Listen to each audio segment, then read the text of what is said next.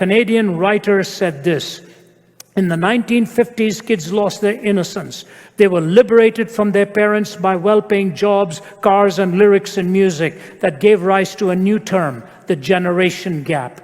In the 1960s, kids lost their authority. It was the decade of protest. Church, state, and parents were all called into question and found wanting. Their authority was rejected, yet nothing ever replaced it. In the 1970s, kids lost their love. It was the decade of meism, dominated by hyphenated words beginning with self, self-image, self-esteem, self-assertion. It made for a very lonely world. Kids learned everything there was to know about sex, forgot everything there was to know about true love, and few had the nerve to tell them that there was indeed a difference. In the 1980s, kids lost their hope, stripped of innocence, authority, and love, and plagued by the horror of a nuclear nightmare. Large and growing numbers of this generation have stopped believing in the future. I put this as a postscript. In the 1990s, kids have lost their power to reason. Lost in a world of cyberspace, they have now personalized objects and totally subjectivized reality, and they are now imprisoned in a deep world of their own loneliness. Having personalized objects and subjectivized reality, they look deep inside of them. They really have no answers. They only sense that sense of isolation or alienation.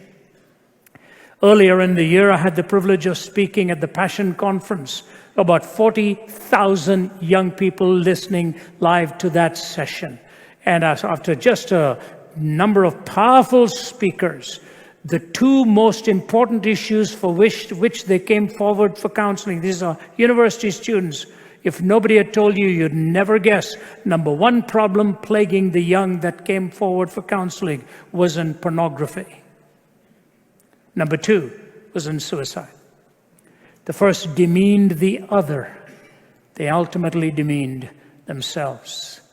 And as I hear their voices and hear their struggle, we are living in a world of billions of people, with each one in their solitary world of struggle and questions. You and I believe, if you're a follower of Jesus Christ, that in Jesus alone we have the answers that are correspondingly true to every question raised and coherent when all of the answers are given together. Correspondence and coherence, the two tests for truth.